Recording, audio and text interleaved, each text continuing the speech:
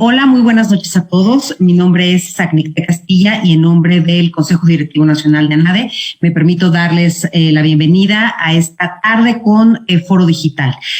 Como cada mes, el día de hoy tendremos esta participación con nuestra querida Janet Huerta, que será la ponente del día de hoy, directora de Abogado Digital, y el tema que estaremos abordando en nuestra sesión será el de gestión de la abogacía y Legal Tech.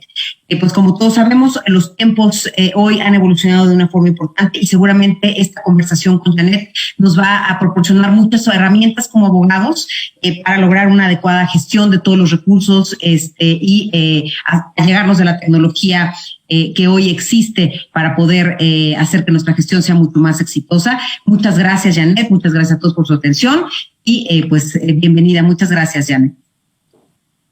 Muchas gracias, Zach, y bienvenidos. Pues hoy me toca ser juez y parte aquí. Muchas gracias también a la ANADE por permitirme hoy pues compartirles un poco de todo esto que he aprendido en el camino, no nada más de la mano con los abogados, sino pues también de la mano de todo lo que he aprendido en el camino de Legal Tech. Pues les voy a compartir una pequeña presentación que traigo como apoyo visual.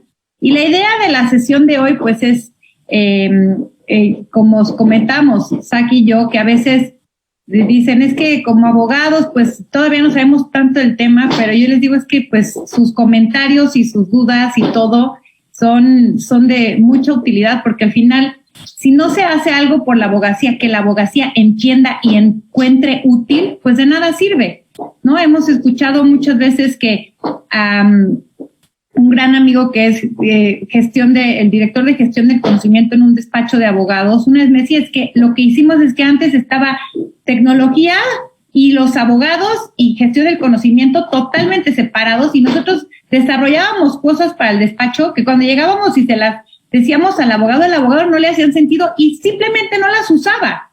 Entonces, hasta que rompimos las estructuras y nos juntamos en equipos multidisciplinarios y en cada proyecto, en cada asunto legal, ahora tiene que haber sí el abogado que tiene la experiencia, pero también un gestor de proyectos, pero también alguien de mi equipo de transformación digital para entender también cuáles son estas necesidades que tiene el abogado, ¿no? Entonces, pues creo que hacemos una dupla padrísima y pues también a los que quieran participar con sus preguntas durante la sesión, pues serán bienvenidos.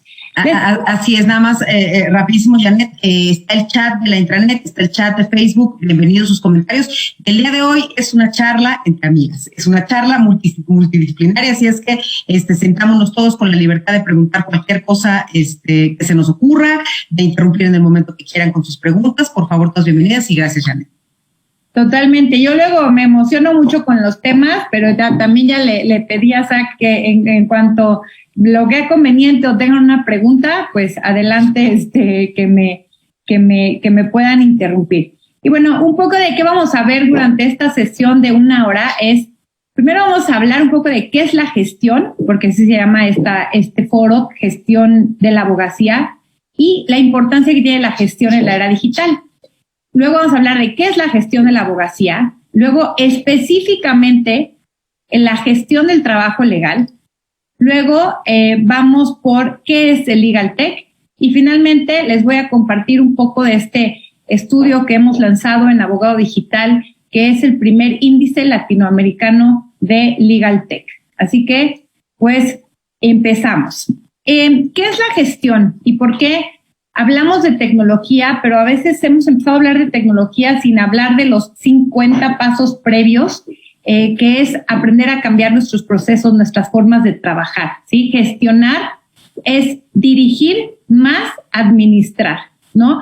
¿Y qué es lo que vamos a dirigir y administrar? Nuestros recursos. ¿Y qué recursos tenemos? Toda persona y toda organización cuenta únicamente con 3 recursos. Y estos son los únicos 3 recursos por los que nos tenemos que preocupar, que es nuestro tiempo, nuestra energía y nuestro dinero. ¿Sí? Entonces, gestión en general es cómo voy a manejar mi tiempo, mi energía y mi dinero para obtener ciertos resultados. ¿Ok?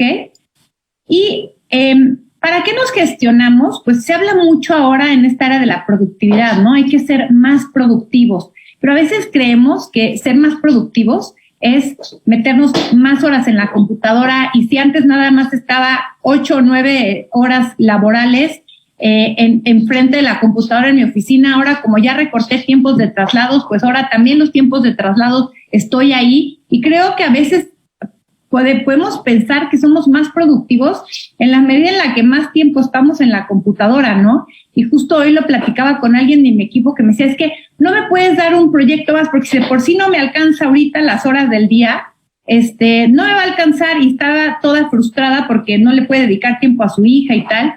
Y entonces yo le decía, es que no es tanto la carga, sino el cómo gestionamos, cómo vamos a gestionar las prioridades y todo eso de lo que les vengo a platicar hoy, ¿sí? Porque la productividad es la relación entre un resultado y los recursos que le invertimos, recordando que es tiempo, energía o dinero, ¿sí? Normalmente se dice que a una cosa, a más dinero que le invirtamos, pues menos tiempo probablemente le vamos a tener que invertir, pero si no tenemos tanto presupuesto, pues le vamos a tener que invertir nosotros más tiempo, ¿no? Y también es importante que veamos estas dos variables que a las que nos indica la productividad: resultados y recursos. Para yo obtener o ser más productivo, necesito cambiar una de estas dos variables. Una, o el resultado que quiero obtener. Dos, o los recursos que le tengo que invertir. ¿Sí? Entonces, para ser más eficiente, a veces puedo obtener el mismo resultado invirtiendo menos recursos, invirtiéndole menos tiempo, invirtiéndole menos dinero o menos de mi energía, que entendamos que la energía es como la atención que yo le pongo a lo que hago, ¿no? A veces le ponemos tanta atención y nos frustramos tanto en el trabajo que llegamos a la casa y ya ni siquiera tenemos energía para compartir con nuestros hijos, con nuestra pareja, ¿no? Porque ya nos la drenamos toda en las situaciones tan estresantes de nuestro trabajo. Entonces también la energía tiene que ver con culturas de trabajo, ¿sí? Tiene que ver mucho con formas de liderazgo, con qué tan placentero es ir a trabajar o no, o qué tanto hay una cultura en donde todo es un conflicto, en donde yo llego y repito, ¿no? Ya me drené toda esa motivación. Entonces, bueno, aquí es importante saber que eso, ¿no? Únicamente para ser más productivos podemos modificar una de estas dos variables. O cambiar la expectativa que tenemos de nosotros mismos en cuanto a resultados, o cambiar alguno de los recursos que invertimos. Y ahora esto es lo que les decía, ¿no? A veces confundimos la actividad con la productividad. Y fíjense que esta cifra la repito mucho porque en los últimos estudios de la OCDE, México sale de los países que más horas trabaja y que menos productivo es. Trabajamos casi el doble de horas de lo que trabaja Alemania. Y Alemania es 8 veces más productivo que nosotros. Entonces, no confundamos, esto es muy cultural. Tenemos, además, en este mismo estudio de la OCDE, dice que el 40% de los mexicanos que trabajan tienen burnout, ¿sí? Burnout es ya no puedo más del estrés en el trabajo. Entonces, definitivamente, esto a nivel general, no nada más de la abogacía, pero vivimos dentro de la abogacía de un país, y en este país tenemos que saber que no sabemos gestionar nuestro trabajo, que trabajamos en exceso, que no tenemos formas eficientes de trabajar y no tenemos formas productivas de trabajar. Trabajamos por la hora pompa, ¿no? El ir a poner la pompa en la silla y ya significaba que estaba cumpliendo con mis 8 horas de trabajo.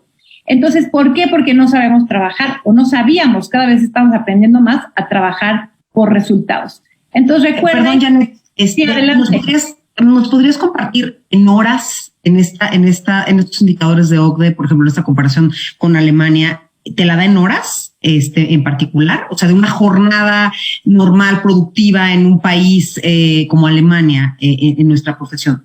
Sí, la verdad, ahorita no tengo la cifra, pero sí, el estudio, si le ponen así, OCDE, Estudio Productividad México, y si no, con gusto luego se los comparto, y sí viene todo el estudio. Por ejemplo, parte de lo que también comenta el estudio es que inclusive, no nada más en horas, sino en días de trabajo, en países como Japón, la tendencia, y esto, digo, prepandemia, obviamente las tendencias se aceleraron pospandemia, era reducir inclusive la cantidad de días de trabajo. O sea, Japón prepandemia ya estaba empezando a tener, a tener semanas laborables de 4 días. Y de pronto, cuando se atrevieron a hacer esto, vieron, y las grandes empresas que también lo habían hecho, que la gente empezó a ser más productiva, es decir, daba mejores resultados.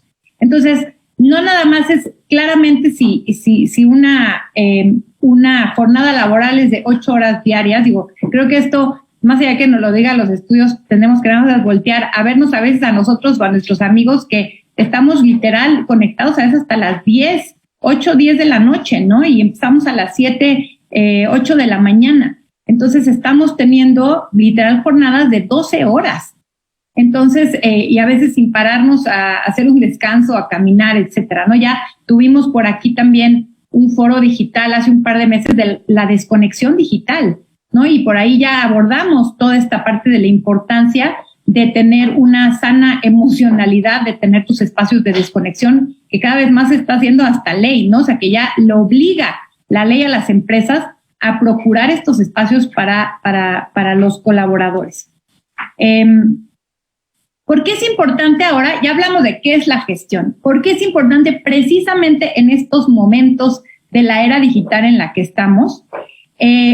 Pues nada más y nada menos porque, como dice Tal Ben-Shahar, con quien estoy además concluyendo una certificación en la felicidad, que de hecho recomendada por mi querida vicepresidenta de la NADE, Nujat Ponce, que me la recomendó y me metí a estudiarla, en su academia que se llama el Happiness Stories Academy, que me encanta, pero dice que una persona hoy recibe en un día la misma cantidad de información que una persona a principios de siglo en toda su vida. Es decir, esto no es un dato que desconozcamos, ¿no? En todos los foros de tecnología dicen cómo la tecnología y la información se va duplicando exponencialmente en estas eras.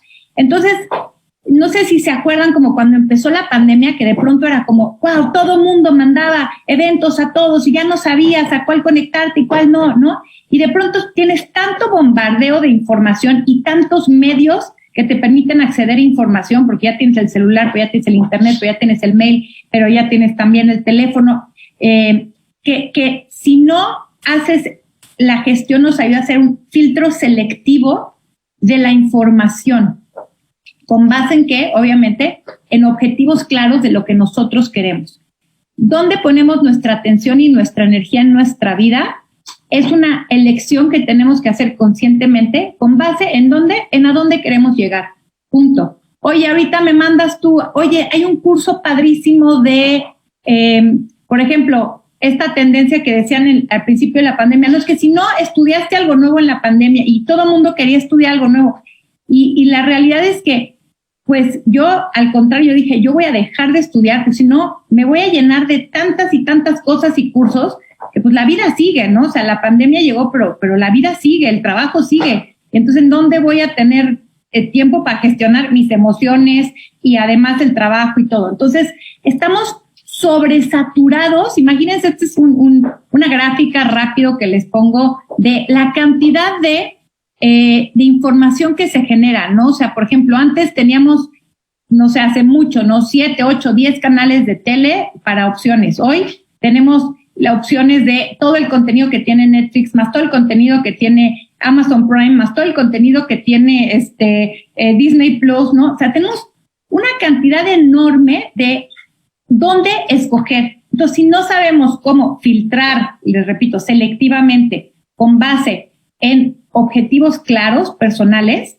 nos vamos a volver locos. Y eso es lo que nos está pasando, ¿sí? La tecnología es maravillosa, pero también puede generar mucha ansiedad, puede generar mucho estrés, porque quieres estar en todo y no sabes en qué, porque tienes notificaciones de una app, pero tienes notificaciones de 5 redes sociales, pero tienes 6,000, el otro estaba viendo el celular de mi amiga, 6,500 mails no leídos, ¿sí? Y claro que te genera ansiedad. Ahora, esta es la importancia, esto nos pasa a todos, ¿sí? Gestionamos la cantidad de información que nos está llegando.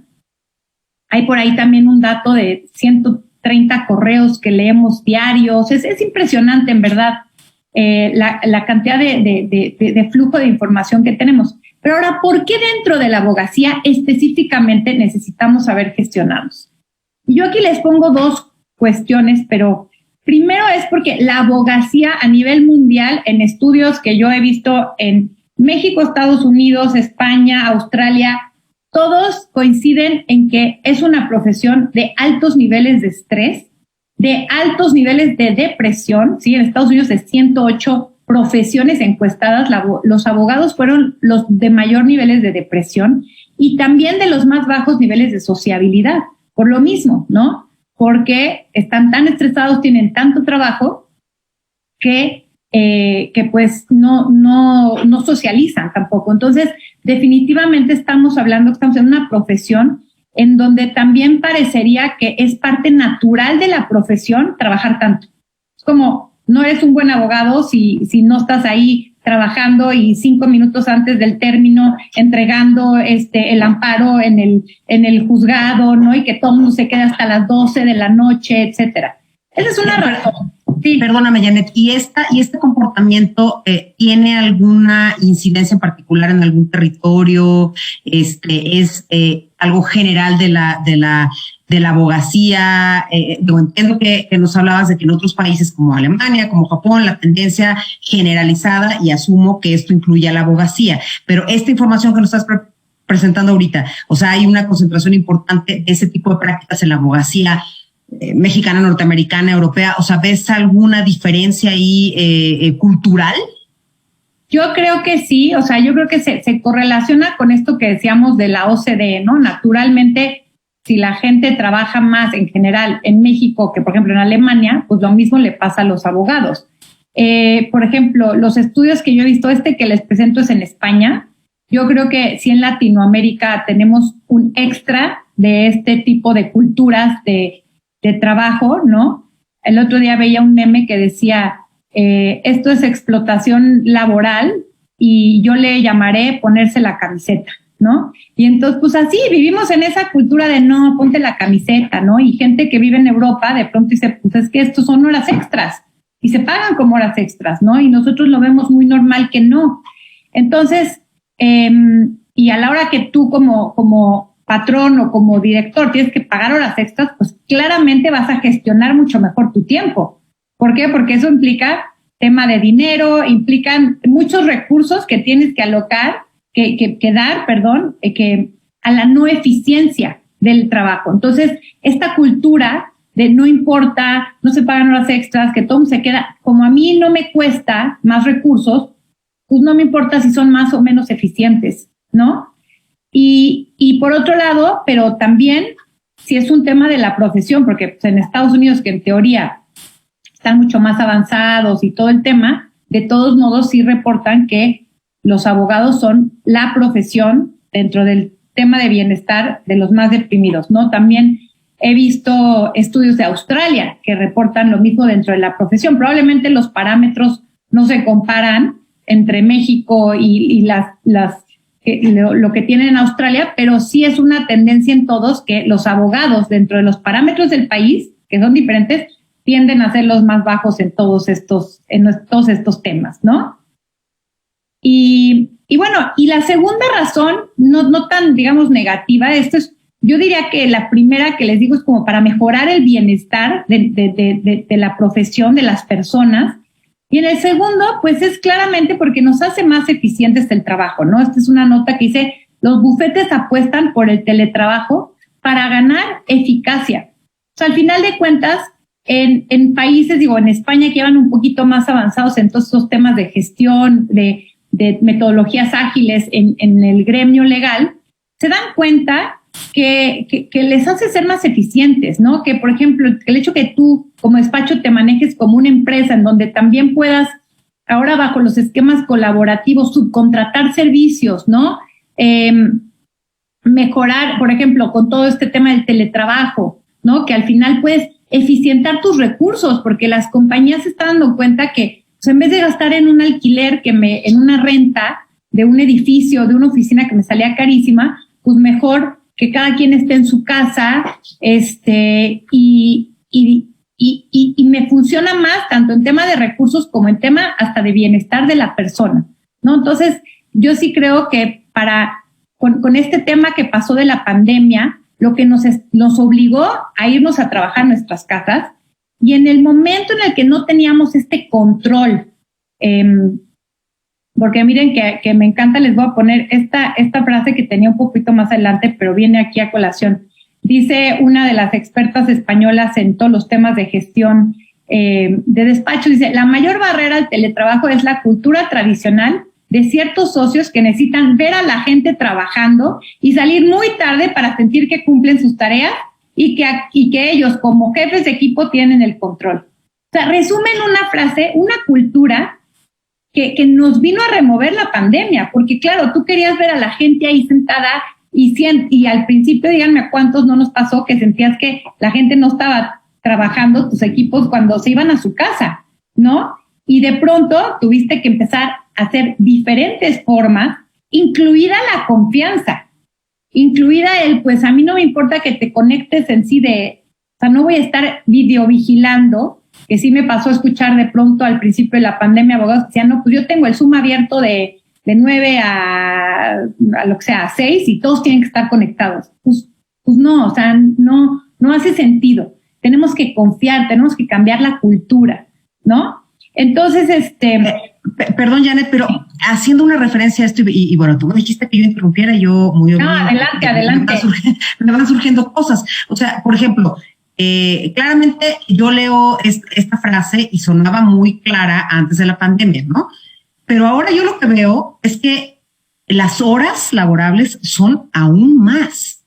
O sea, ya no hay ni siquiera un corte de me salí de la casa al despacho o a la oficina y después me salí a comer o ya se acabó la jornada, punto. O sea, hay días que uno amanece y todo el día pegado, porque ya no hay ni siquiera esta parte, ¿no? Entonces, digo, no sé si más adelante nos vas a comentar algunos recursos para compartir en ese sentido, pero esta frase que me suena muy, muy conocida en nuestro gremio, hoy ya ni siquiera, o sea, nosotros, por ejemplo, en mi equipo de trabajo tenemos contrataciones que han sido en pandemia y he visto a mis abogadas, no sé, 5 veces en un año, 6 nuevas, o sea, ya ni siquiera es verlas, pero el tiempo productivo se ha hecho más largo.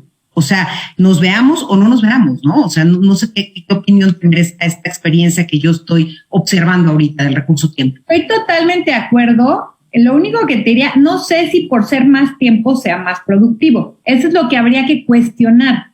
Estoy totalmente de acuerdo y eso es algo que lo que yo he observado, visto en mi experiencia, es que, ¿sabes qué, Zach? No teníamos esta habilidad que es la autogestión.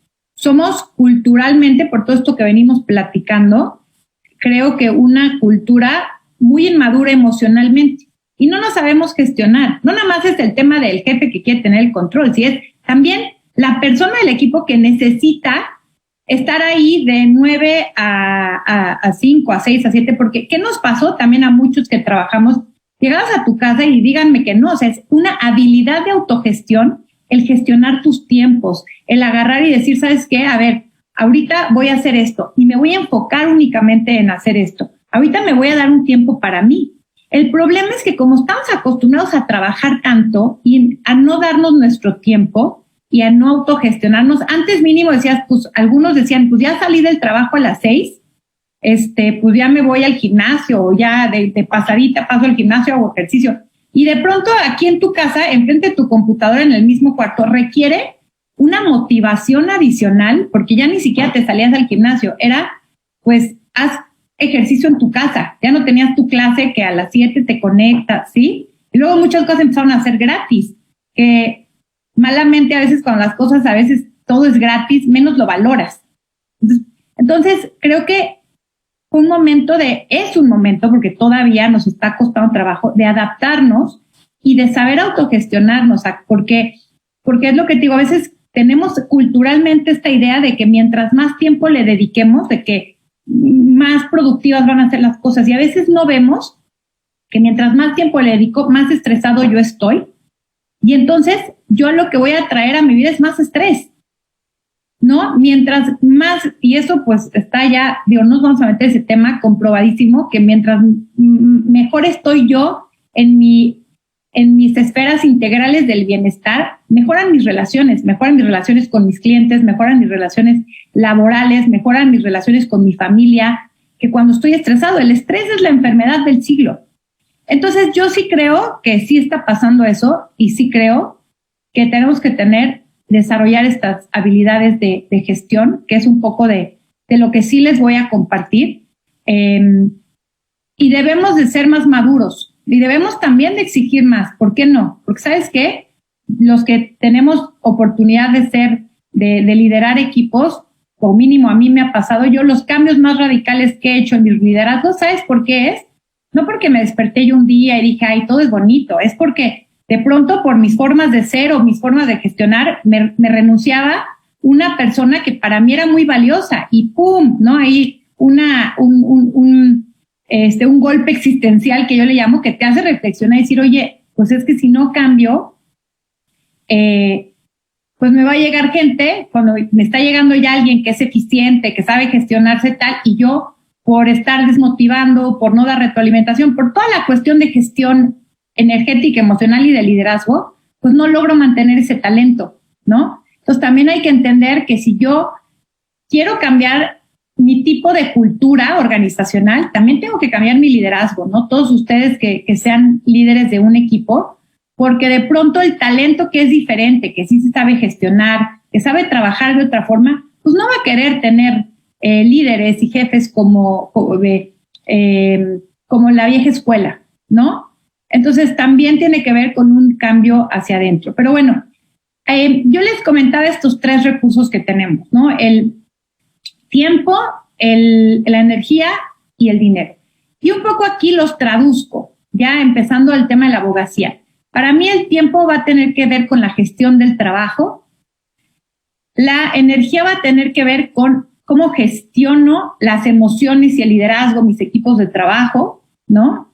Que de entrada, desde mi perspectiva, todo lo que es hacia afuera primero tiene que ser hacia adentro. O sea, yo no puedo gestionar o esperar que mi equipo cambie si yo no cambio, ¿no? Yo no puedo esperar que mi equipo no trabaje 18 horas si yo estoy conectada 18 horas. A mí no me alcanza el tiempo. Entonces, primero empieza uno por ti mismo, a encontrar diferentes formas de gestionarte y luego ya las puedes compartir con tus equipos de trabajo, ¿no? Y finalmente el dinero. En esta sesión me voy a enfocar únicamente a la parte del trabajo, de la abogacía, pero bueno, un poco ya les comenté lo que es gestionar este tema de la energía, del liderazgo. Tenemos ya otros foros digitales, como les comentaba, como el de Desconexión Digital, en donde profundizamos un poquito más en este tipo de cosas. Y el dinero, pues tiene que ver con los presupuestos, ¿no? Obviamente, en dónde estoy enfocando mis recursos.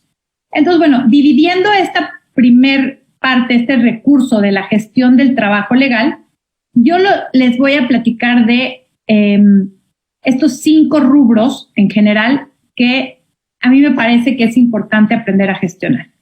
Gestionar el trabajo legal o los asuntos legales, gestionar nuestro tiempo, gestionar nuestra comunicación es bien importante, de la gestión de nuestros documentos, que los documentos son el recurso primario de un abogado, y la gestión de nuestros resultados. Acuérdense que para ser productivos, una variable es saber cuáles son los resultados que estamos buscando. Que esa es otra, Zach. Creemos que trabajamos 18 horas y estamos siendo más productivos, pero hay muchos que ni siquiera están midiendo la productividad. Tú no puedes hablar de productividad si no tienes un objetivo, si no tienes un indicador. ¿Cuánto estás? Oye, es que no me llegan tantos asuntos. A ver, ¿cuántos asuntos quieres? Y más que asuntos, ¿cuánto dinero estás esperando ingresar, facturar, etcétera? Porque si yo a un abogado le pongo un objetivo, por decir a alguien que esté, no sé, que esté en la parte de atracción de nuevos clientes. Oye, tu objetivo es traer ni siquiera 3 clientes, es traer X cantidad, ¿no? Voy a decir cualquier cosa, 100,000 pesos al mes. Ok, en asuntos. Oye, déjame a mí gestionarme. Yo sé si meto 3 clientes, si meto 4, si vendo 3 servicios. Tú ponme un objetivo y a través de ese resultado tú me vas a medir. Entonces, repito, si esa persona, si nosotros trabajamos así y esa persona está en su casa, a mí no me importa si él trabaja a las 9 de la mañana, a las 6, si él se consigue un cliente de China, que le haga como pueda, ¿me entiende? O con las herramientas que tenemos. Entonces, eso es bien importante porque, repito esta diapositiva que le decía, actividad no es productividad. Entonces, que estemos más activos, más horas trabajando, no necesariamente es que seamos más productivos. Yo te preguntaría, ¿estás midiendo resultados? Y 2, ¿estás midiendo los recursos que inviertes? Entonces sí podemos hablar de productividad. Ok, justo nuestro analista Alfredo Puente te pregunta, Janet, ¿teletrabajo llegó para quedarse? En tu opinión, ¿deben analizarse resultados versus tiempos, ya no como individuos, sino más allá, como equipo de trabajo comprometido? Pues miren qué chistoso, porque este es un tema que creo que los abogados, la única métrica que tienen aquí en su cabeza es la de tiempo por horas, ¿no? El trabajo por horas. Y de pronto, el cobro por horas primero era hacia afuera, ¿no? Decir, ok, al cliente le cobro por horas. Y de pronto, los despachos que empezaron a ser un poquito más, como queriendo ser más innovadores, dijeron, yo voy a cobrar por proyecto. Pero ahora, lo que he escuchado es que, aunque cobren por proyecto, internamente los bonos a su equipo los dan por facturación por hora. Entonces, imagínense, chequen, porque además ya hemos visto mucho en estos foros digitales que el cobro por hora y el pago a tu equipo por hora desincentiva la innovación. ¿Por qué? Porque innovación es todo aquello que no voy a poder facturar, porque ahorita todavía no he cambiado la forma, pero si no le dedico tiempo a nuevas ideas, a nuevos proyectos, a experimentar, es decir, el cobro por hora y la facturación por hora no me permite experimentar, ¿sí?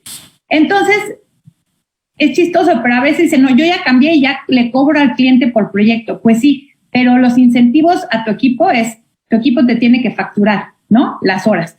Entonces, lo he escuchado de gente que trabaja en ese tipo de equipos de trabajo que me dicen, es que yo quiero investigar, innovar, proponer nuevas cosas, pero a fuerza tengo que facturar estas horas, si no, no me gano mi bono, ¿no?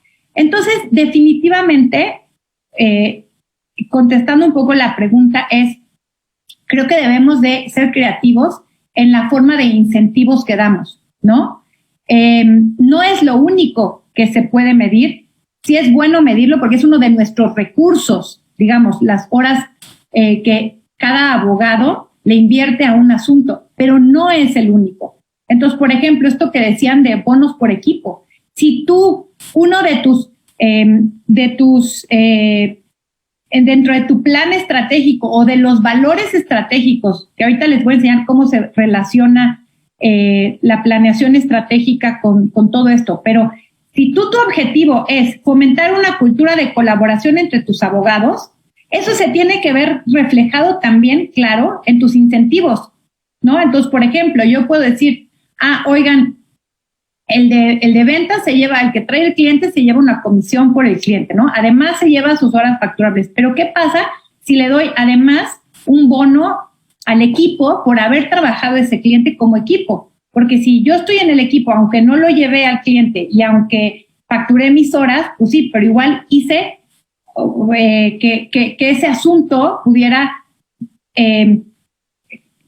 manejarse bien, o hay que poner un indicador de qué significa que un asunto haya estado increíblemente bien manejado para que yo dé un bono. Puede ser por satisfacción del cliente también.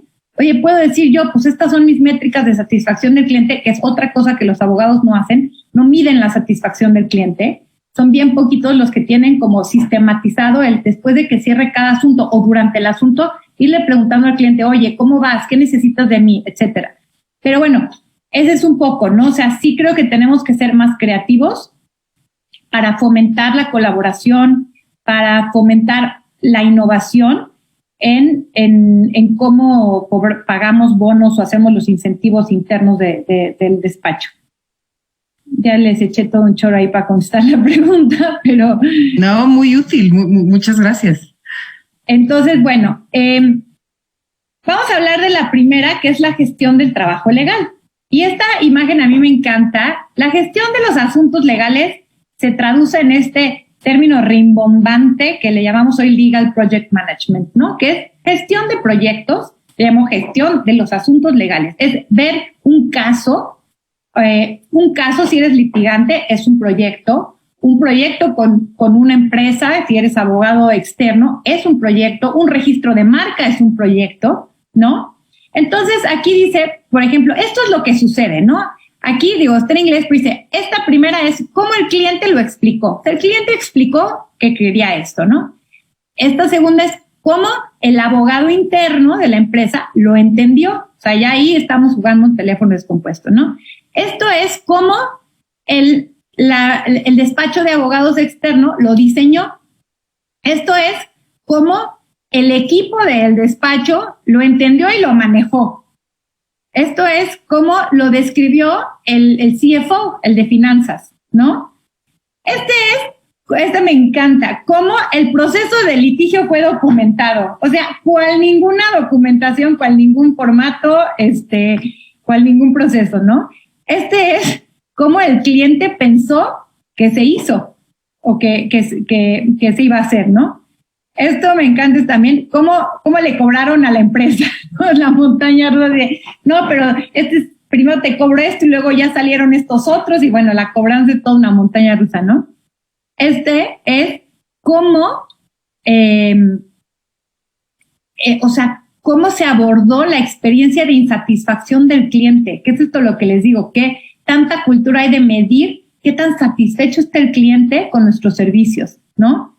Pues ahí está cortadito el árbol, ¿no? Y este último es lo que el cliente realmente necesitaba, ¿no? O sea, el cliente realmente necesitaba, pues ahí pues un tipo columpio para mecerse y todo esto tuvo que pasar. ¿Y esto por qué? Es porque no hay una gestión del proyecto, no hay una claridad. Si yo gestionara mi proyecto, esta es una metodología básica que la pueden encontrar en la página del International Institute of Legal Project Management, que ya se reunieron la gente que hace gestión de proyectos legales, porque claro, ¿qué pasa? Que la gestión de proyectos ya existía antes en otras industrias, pero el trabajo legal tiene sus particularidades. O sea, alguien de gestión de proyectos tiene que aprender de los procesos y del trabajo legal para poder aplicarlo. Entonces, si ven, el primer paso es definir.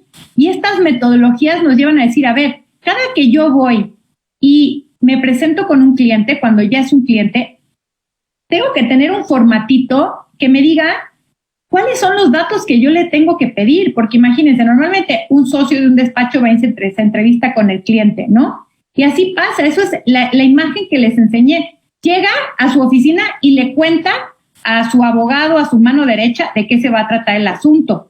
Ahí ya hay una interpretación de lo que el cliente dijo a lo que le cuenta. Y se lo cuenta, no llenó ningún formato ni nada. Y de ahí lo que su equipo interpretó y puso ya por escrito, ¿no? En la demanda o lo que sea. Pero lo que les quiero decir es que la mayoría de los casos, salvo ya empresas muy grandes o equipos legales que sí, claro que existen, pero como yo siempre digo, esto es porque la tecnología se ha masificado tanto que las prácticas que hacían las empresas grandes, ahora nos toca hacerlas a todas las medianas, ¿no? Las grandes y las medianas y las chicas, si se puede. Entonces... Perdón, Janet, Legal Project Management, lo tienen que tener las firmas, o sea, tenemos que tener, o dentro de las empresas, o sea, ¿cómo se aplica en la institución de servicios legales todo esto que nos estás comentando? O sea, es algo que tenemos que implementar hacia adentro, que las empresas o los clientes a la hora de exigirlos, o sea, ¿cómo se implementa todo esto dentro de nuestra práctica?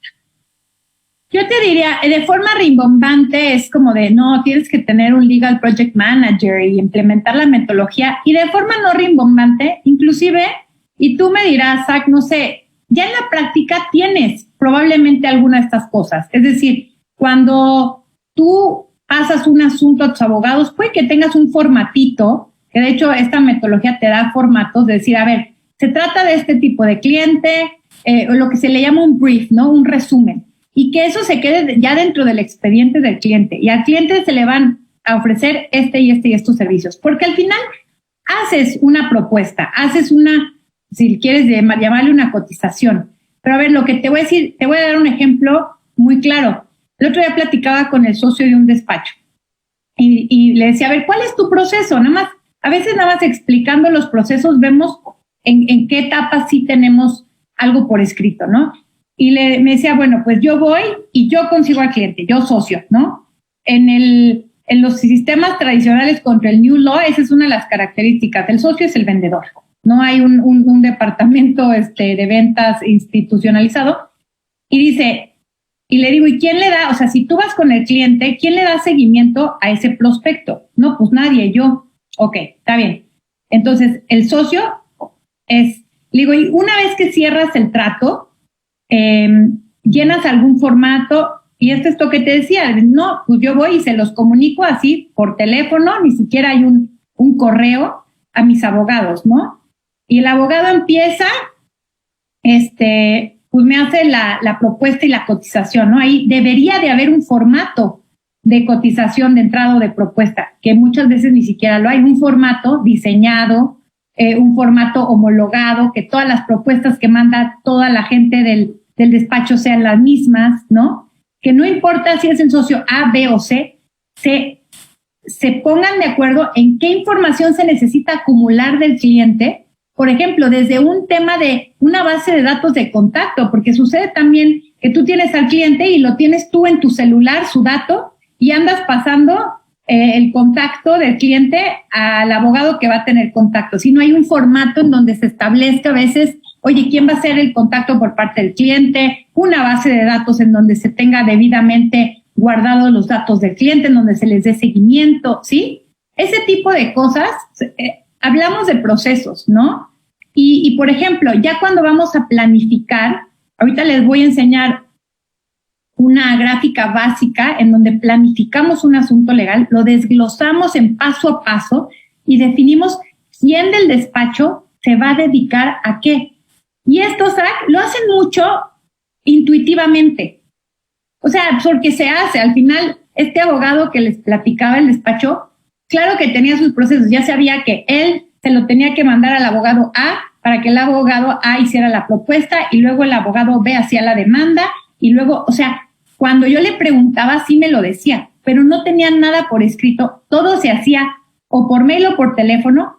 Y los documentos, que es lo peor, que es la tercera parte de gestión documental, no tenían un repositorio de los documentos. O sea, todas las versiones de los documentos se los iban mandando por mail.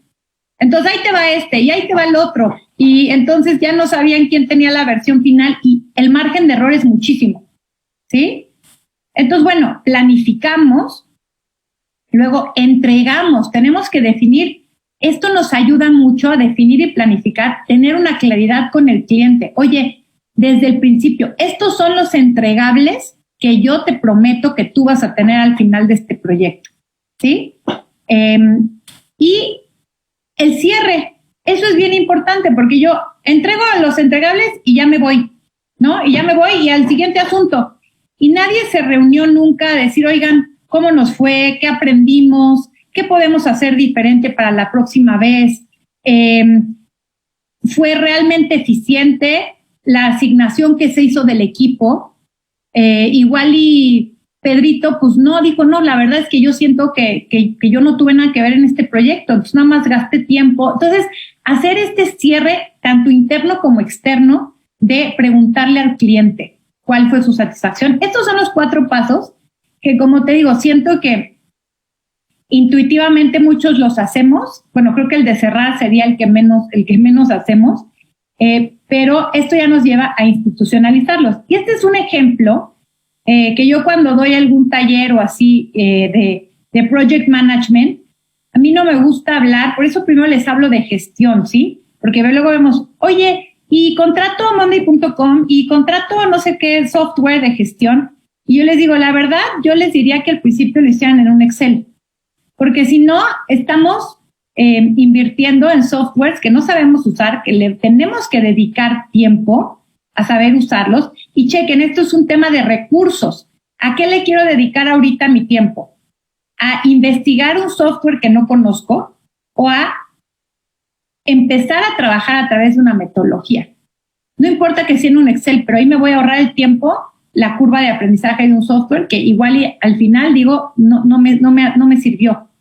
Entonces, por ejemplo, aquí es una planilla de project management en donde yo digo, El primer punto de este proyecto es la coordinación del asunto legal. Digo, esto es hecho en un caso del Instituto de Legal Project Management. Entonces, tú deberías, si tú tienes un gestor de proyectos, o sea, alguien que literal esté gestionando el proyecto, tiene un costo, porque le vas a pagar a esa persona, independientemente de quién registre la marca, de quién haga esto, se debe de contemplar. Entonces, aquí pones, ¿quién va a ser el responsable? ¿Cuánta duración estimada va a ser? La fecha de inicio, la fecha de fin, si esta actividad depende de otra y cuánto se le va a invertir. Por ejemplo, yo contraté un project manager externo, me va a cobrar, digo, no le hagan caso a las cifras, estaban en dólares y 2,100. Ok, esa es una parte del presupuesto del proyecto, ¿ok? Y él va a estar los 14 días que dure el proyecto. Ahora, ¿qué voy a hacer? Voy a registrar una marca. ¿En qué? En 5 días. Y este ejercicio se los pongo a hacer a los abogados y en verdad a veces les cuesta trabajo porque esto ya es empezar a pensar de manera de proceso, ¿sí? De manera procesal. O sea, yo voy a decir, yo vendo un registro de marca. ¿Cuáles son todos los pasos y todas las personas que tienen que incidir en un registro para que la marca se registre? Porque la marca no se registra por arte de magia ni sola, ¿no? Primero, tengo que revisar los requerimientos del cliente. O sea, tengo que tener, ¿a través de qué? Gestión de la comunicación. ¿Cuál va a ser mi forma de comunicar con el cliente? ¿Sí? No, pues a través de un Zoom. ¿Quién necesitas que esté en esa junta y con qué formatos va a recabar esa información, no? Pues en esa junta necesitamos que esté el abogado senior y el junior. Y tú ya más o menos ahí te sirve, como ya tienes calculadas más o menos cuánto te cuesta la hora del junior y la hora del senior, puedes decir, pues, más o menos, el revisar los requerimientos del cliente, le voy a invertir tantas horas y me va a costar $1,050, ¿no? Ok. Segundo paso ahí, ¿qué sucede después? Confirmar todos los ítems del checklist para el registro. Es decir, que lo que me haya mandado el cliente, yo confirme que para eso, ¿qué tienes que tener? Un checklist.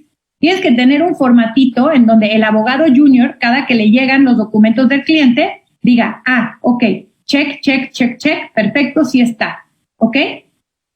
Ahora aquí vemos la dependencia, ¿no? Para que suceda, que aquí se me borran los puntos de aquí, pero tuvo que haber pasado el anterior. Si no, pues el abogado no puede hacer el checklist si el cliente no manda todos los documentos. Ahora, ¿quién prepara la aplicación para el registro?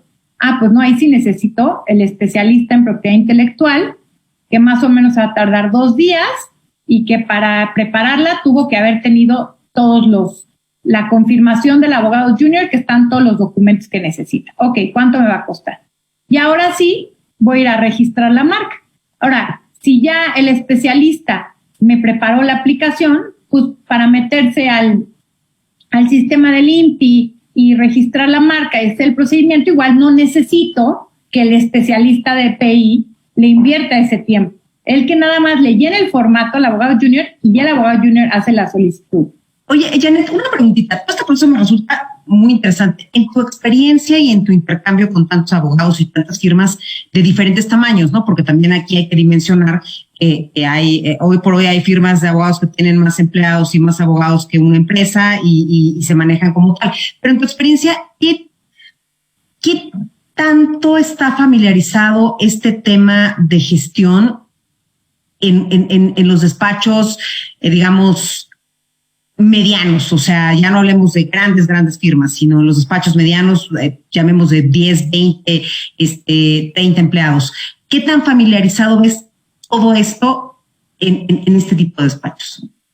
Pues ¿Lo ves ya incorporado a nuestra práctica? ¿Sientes que hay una tendencia? ¿Se te acercan con esa visión de implementar un líder de proyectos? O sea, ¿qué tantos despachos, por ejemplo? Todo esto lo veo y tuve alguna experiencia hace unos años de ISO, ¿no?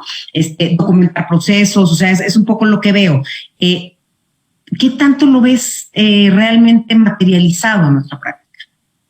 Pues mira, yo lo que he visto es que los grandes despachos tienen nociones de ello porque ya tenían como pues al socio administrador de alguna forma, ¿no? O algunos tienen este modelo del consejo de administración, no es un socio, sino son varios o un grupo que se encargan de supervisar la administración.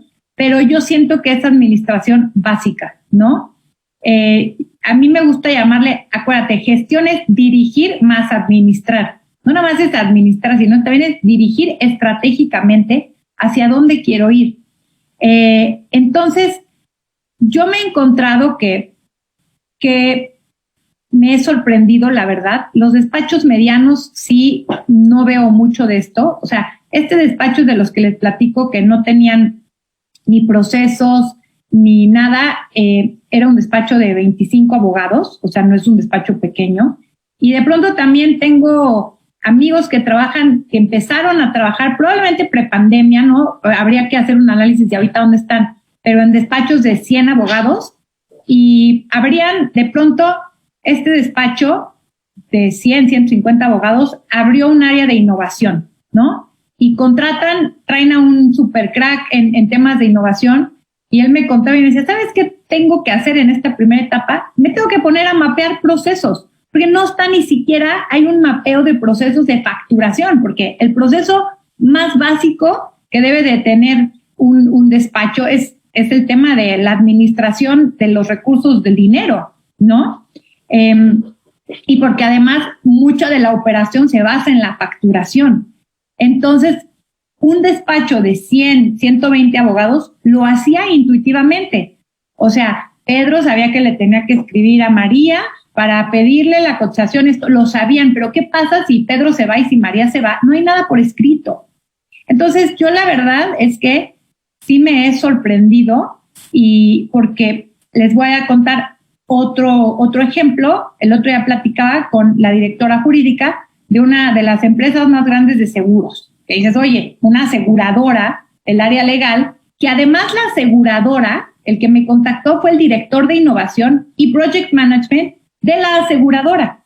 Y yo dije, oye, si esta aseguradora tiene un director de innovación y project management, o sea, pues claramente el área legal, pues ahí lo tiene disponible. Y lo que me sorprendió, Zach, es que primero me di cuenta que el de project management e innovación de la empresa no sabía qué hacer con los abogados. O sea, como que eso pasa, que aunque la empresa sea digital y todo, de pronto dejaron atrás en el proceso de transformación al legal. El legal ni lo pedía, estaba acomodado, pero hoy no se puede, hoy ya no se puede. Entonces, y tampoco saben, por ejemplo, de Legal Tech o de todas las partes de los procesos legales, mismo el de innovación, como para a veces ayudarle al de legal.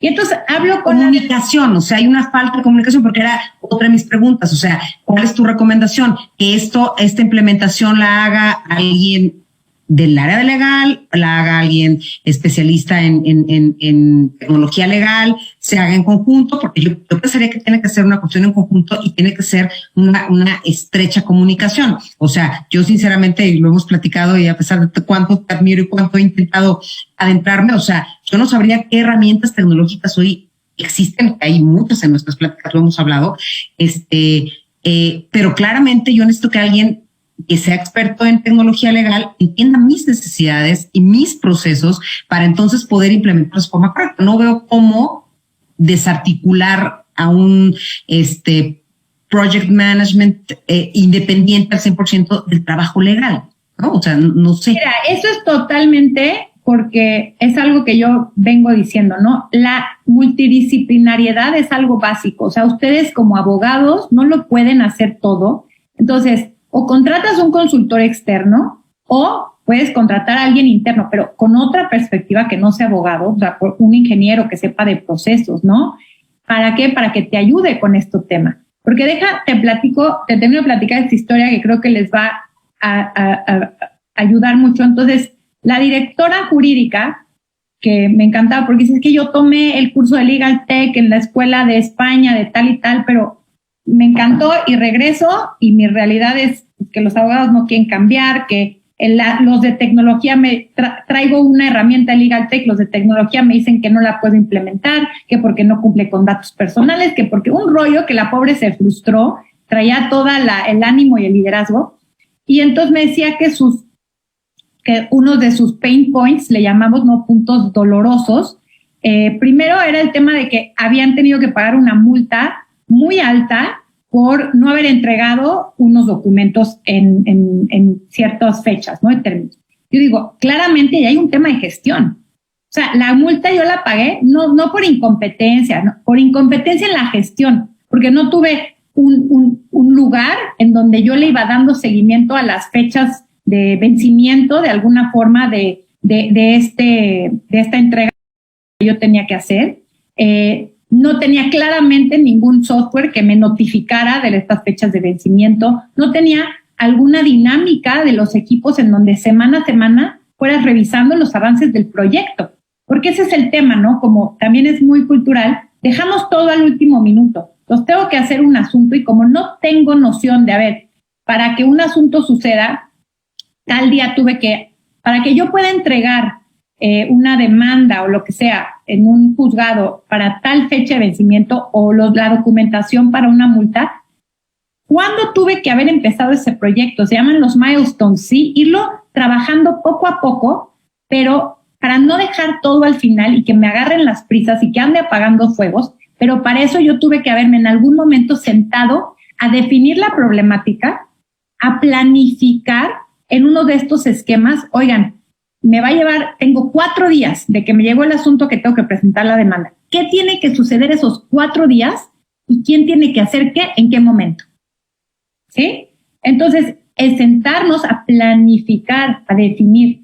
Entonces, claramente en este caso no sucedió. Y segunda parte que me decían que es que tenían que transcribir todas las minutas de las juntas de consejos, ¿no? Que tenían creo que más de 23 empresas y consejos, y estaban buscando un software que les permitiera transcribir, ¿no? Entonces, necesitaban evaluar. Y justo platicando entre los consultores decíamos, mira qué chistoso, pero es que no nada más es el software, porque hay un tema que el software puede ser que te transcriba, pero tienes que cambiar inclusive tus protocolos de las reuniones, porque el software no te va a identificar la voz de qué consejero votó. Entonces, por ejemplo, tú tendrías, una de las propuestas que hacemos es decir, oye, tú tienes que cambiar la dinámica de la junta a que si tú quieres que el software, tienes que decir, consejero 1, voto a favor. Consejero 2, voto tal, porque si no, pues vas a tener a favor, no vas a saber ni quién, y de todos modos vas a tener que revisar toda la grabación para poder tener información. Entonces, a lo que voy con este ejemplo es que, y ella me decía, ¿no? Que los abogados no querían cambiar y tal, y yo le decía, es que esto mucho es, una, es tema de procesos, y 2, es tema de análisis de herramientas de tecnología. No se lo puedes pedir al abogado que su chamba es, aparte, tiene que analizar un buen de tratados de mejores prácticas de cumplimiento o sea, imagínate, pobre, cómo le van a alcanzar las 18 horas que está conectado en la computadora, ¿no? De hecho, fíjate que me pregunta un asistente de Facebook que se dedica a la tecnología y dice, ¿qué herramientas tecnológicas se pueden utilizar para ligar los procesos digitales de las empresas al área legal? Ok, pues mira, me gustaría ya nada más porque a veces así, a mí me gusta también contestar las preguntas, aunque no veamos todos los temas teóricos porque es más enriquecedor. Y ya no tenemos tanto tiempo, entonces voy a ligar esta pregunta con la información que sí les quiero dar de las herramientas, porque les voy a hablar del tema de Legal Tech. Pero bueno, estábamos, nada más para cerrarte estábamos en el tema de la administración de los proyectos, ¿no? La gestión documental, que tiene que ver mucho con este tema. Para yo poder alimentar cualquier tipo de software, eventualmente, necesito tener información, necesito tener datos, ¿no? Si yo no tengo documentos, si yo no tengo bases de datos, si yo no tengo indicadores, pues no vas a saber qué medir, ¿no? Entonces, de hecho, chequen esto. Aquí es en donde te empezaría yo, si platicara más contigo, Zach, que me dices, no, pues me estoy conectando 12 horas y no me alcanza las 8, vamos a ver en qué inviertes esas horas. Porque checa de esto, pero hay estudios que dicen que gastamos 2.5 horas al día buscando, y de abajo dice que más, digo, al final son estadísticas que una cosa y otra, pero la idea es que nos dan una noción de que gastamos mucho tiempo buscando información que no estaba bien organizada. Y yo creo que ustedes, a mí ayer me pasó, me pidieron un documento, oye, ¿cuál es tu clave de no sé qué de la SEP? Y es un dato que no teníamos. 2 horas, fueron 2 horas de 2 personas de mi equipo, o sea, 4 horas invertidas en buscar una clave que necesitaba para presentar un documento, un trámite. Entonces, imagínense, esas 4 horas, yo, tuve que estar conectada nada más buscando información que no estaba organizada. Entonces, de entrada, hablar de gestión de nuestros documentos es bien importante porque nos va a ahorrar muchísimo tiempo de búsqueda. O, por ejemplo, el tema igual de la firma electrónica, ¿no? Antes nos tardábamos 2 horas en firmar un documento o más, y ahorita en 1 minuto lo podemos firmar. Entonces, bueno, en temas de gestión documental, que yo sí les digo, la primer piedra que tienen que poner los abogados es gestionar sus documentos. Primero tienen que decidir, para hacerlo digital, escoger el repositorio de la información. Hay algunos que tienen servidores internos, los despachos muy grandes. Yo la verdad es que a los despachos medianos, más pequeños, y a los que no habían tenido servidores, hoy en día con la nube creo que es innecesario tener, o bueno, dependiendo, repito, del tipo de información que tengas, pero bueno, si la vas a tener en la nube, si la vas a tener en el servidor interno, y cómo vas a organizar tu información. Eso es bien importante. Oye, vas a dividirlo por cliente, vas a dividirlo por área, vas a dividirlo por año, y dentro del cliente, ¿qué tipo de carpetas debe de haber, ¿no? ¿Y dónde están tus bases de datos también? Oye, ¿tienes una base de datos, por ejemplo, de tus clientes? Porque a la hora que tú decidas comprar un CRM, que es un Customer Relationship Marketing, ¿no?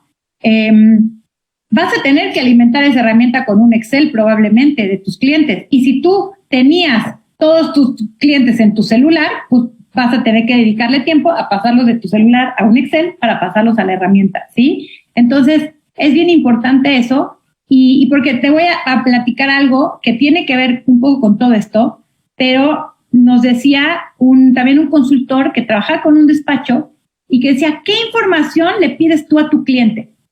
Ok, el socio fue y se entrevistó con el cliente. ¿Y qué tienes? El nombre y el teléfono.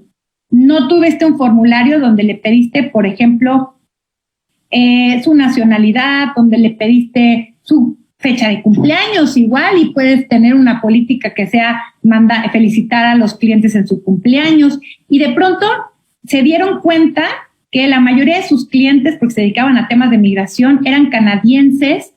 Empezaron a pedir información a través de un formulario que ya de entrada con Google Forms o con cualquiera te lo pone en un Excel, y empezaron a tener información increíble del perfil de sus clientes que los llevó a tomar decisiones estratégicas de, oye, no sabíamos que el 80% de nuestros clientes era canadiense, ¿no?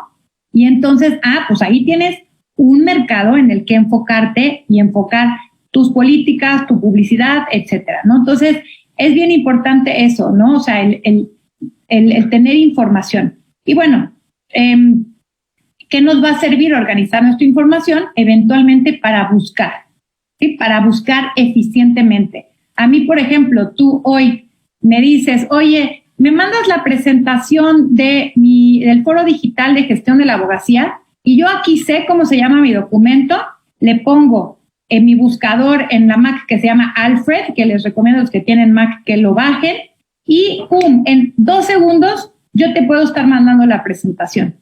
No tengo, ¿por qué no somos eficientes a veces? Porque no tenemos tiempo para dedicarle a buscar ciertos documentos, cierta información que necesitamos, hasta que es súper urgente. Entonces, bueno, ya para vincular un poco esto que decíamos con la parte de Legal Tech, que es, espero que hasta aquí nos haya quedado claro una cosa, ¿sí? La pregunta que ahorita nos hacían con Zach es, ¿qué herramientas digitales nos ayudan? Y a mí sí me gusta hablar de la tecnología, pero no podemos hablar de la tecnología sin antes hablar de la gestión de los procesos, ¿sí? A mí a veces me hablan, pues, oye, ¿me ayudas a implementar esta herramienta? Y yo les digo, es que no, vámonos 3 pasos atrás. ¿Cuáles son tus procesos? ¿Cuáles son tus necesidades? Porque igual estás implementando herramientas que no necesitas, entonces vas a gastar y te vas a frustrar más. O igual estás implementando herramientas que después vas a ver que no se comunican entre ellas. Por ejemplo, que les ha pasado a muchos, ¿no? Entonces ya contrataron una de herramientas de contratos, pero no se habla con su herramienta de compliance, pero tampoco se habla con su herramienta de datos personales. Entonces, ahora es necesario hacer un diagnóstico integral antes de implementar cualquier tecnología. ¿Y qué es Legal Tech? Ahora sí, Legal Tech hace referencia al uso de la tecnología para brindar servicios jurídicos o para facilitar procesos legales. ¿Por qué hago esta distinción? Algunas softwares de Legal Tech nos sirven para desintermediar al abogado, o sea, que el usuario no nos necesite, como algunos de estos softwares, por ejemplo, que ya te pueden registrar una empresa sin necesidad del abogado. Probablemente tu valor agregado va a ser la asesoría legal de otro tipo. O, por ejemplo, ya hay chatbots que te pueden registrar una marca en México, ya con la conexión que tiene el INPI y todo. Probablemente tu valor como abogado de propiedad intelectual sea el ayudarle a gestionar estratégicamente sus marcas, y le puedes inclusive meter la parte de la asesoría de marketing, etcétera, lo que tú quieras. Pero ya tu valor agregado no está en ciertos servicios. O segundo, para facilitar procesos legales. Es decir, sí, para mi abogado, ayudarme a mejorar mi trabajo. Y con esto cierro. La verdad es que tenemos muchísima información generada en Abogado Digital y en Foro Jurídico de estos temas que pueden profundizar. Este es el índice Legal Tech para el mercado mexicano, que ya se convirtió en el índice latinoamericano Legal Tech. Si se meten a la página de abogadodigital.lat, L-A-T, podrán encontrar ahí índice latinoamericano Legal Tech. Nosotros hicimos toda una investigación la empezamos con 50 empresas, hoy ya tenemos, me parece, 70 de empresas que están disponibles para el mercado mexicano en estas 7 secciones o categorías que nosotros definimos basados en otros índices Legal Tech. Entonces, primero es la evidencia certificada y firma digital, ¿no? Plataformas que me permitan precisamente usar firma electrónica. Luego están todas las plataformas que me permitan automatizar documentos y gestionar contratos. Esto es bien importante y se los digo. Cuando ustedes escojan una plataforma de firma electrónica, y se los digo porque a mí me pasó, yo cuando escogí mi plataforma, pues yo mandaba el PDF a que la otra parte lo firmara. Y de pronto dije, oye, pero yo tengo que llenar toda la información. ¿Qué pasa si mejor le dejo los espacios para que la otra parte los llene y luego lo firme? No sé si alguien ha firmado ese tipo de documentos. Pues resulta que muchas de las plataformas de firma electrónica no te dan esa opción. Tienen que tener lo que se le llama una parte del software, tiene que tener la posibilidad de automatización de documentos, que a través de un formulario se autorrellene el contrato y se firme.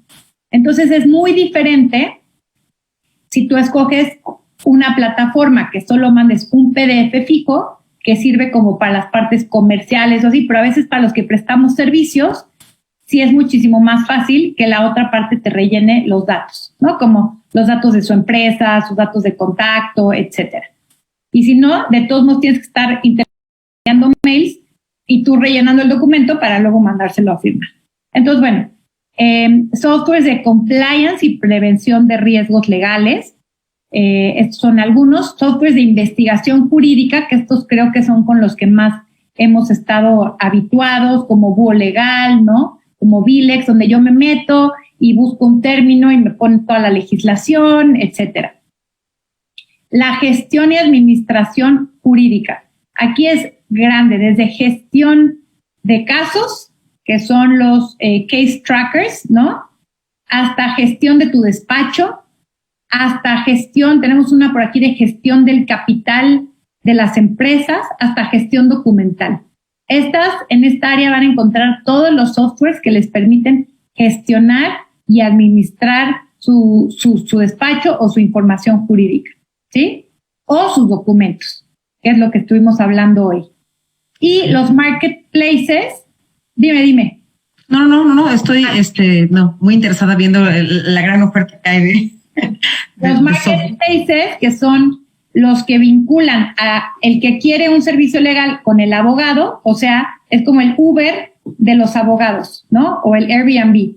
Entonces, tú como abogado te suscribes al marketplace y el marketplace se encarga de hacer la publicidad de su plataforma y cuando alguien busca un servicio laboral, etcétera, te puede encontrar a ti.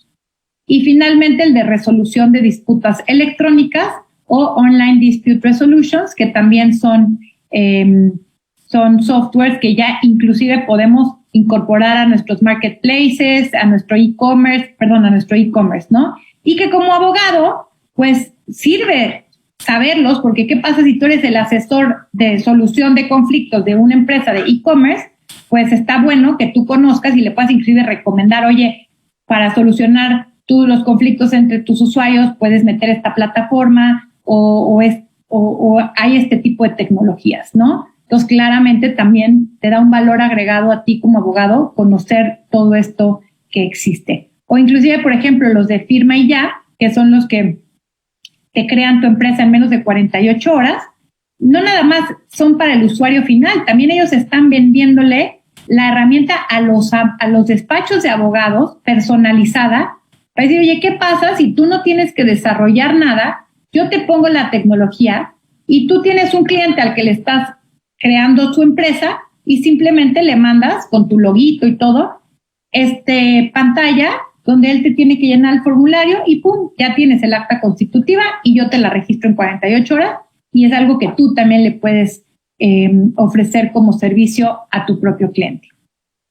Entonces, bueno, pues sí, son muchos temas.